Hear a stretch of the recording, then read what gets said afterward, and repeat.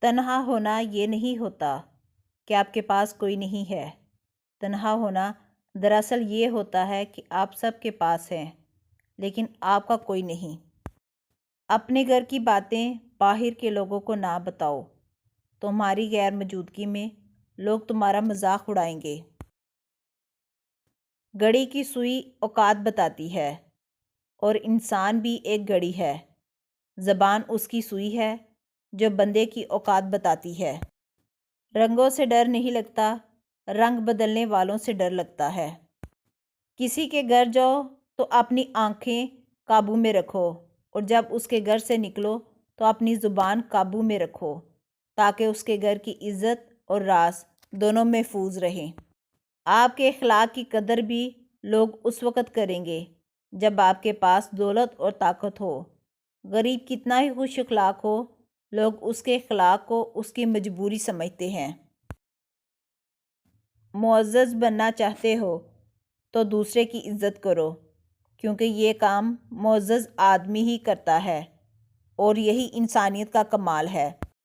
موت کو یاد رکھنا نفس کی تمام بیماریوں کا علاج ہے۔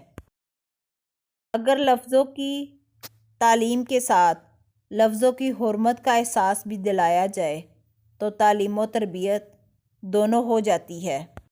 ہزار غلطیوں کے باوجود آپ اپنے آپ سے پیار کرتے ہو تو پھر کسی کی ایک غلطی پر اس سے نفرت کیوں کرتے ہو؟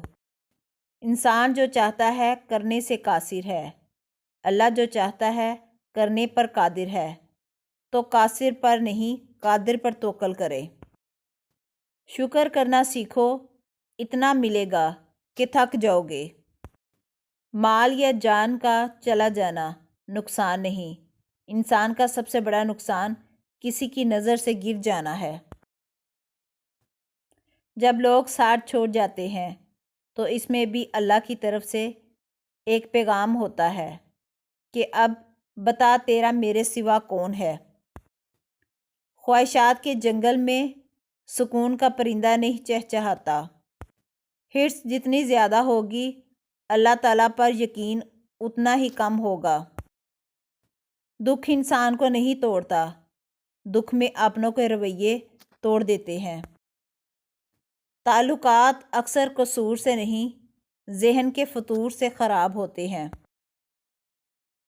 علم مال سے بہتر ہے کیونکہ علم تمہاری حفاظت کرتا ہے اور تم مال کی حفاظت کرتا ہے۔ میں نے اپنی اوقات کو بڑے قریب سے دیکھا تو پتہ چلا کہ چند سانسیں ہیں اور وہ بھی رب العزت کی محتاج ہیں۔ دنیا میں کامیابی چاہتے ہو تو ماں باپ کی خدمت کرو۔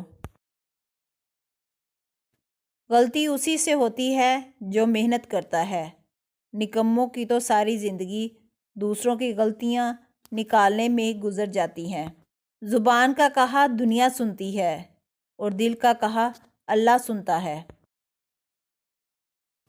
تعلقات اکثر قصور سے نہیں، ذہن کے فطور سے خراب ہوتے ہیں۔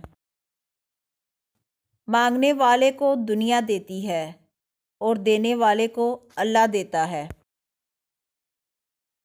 خوف سے غصہ جنم لیتا ہے اور غصے سے نفرت پیدا ہوتی ہے جس کا لاوا ابل ابل کر بالآخر بربادی کا سبب بنتا ہے۔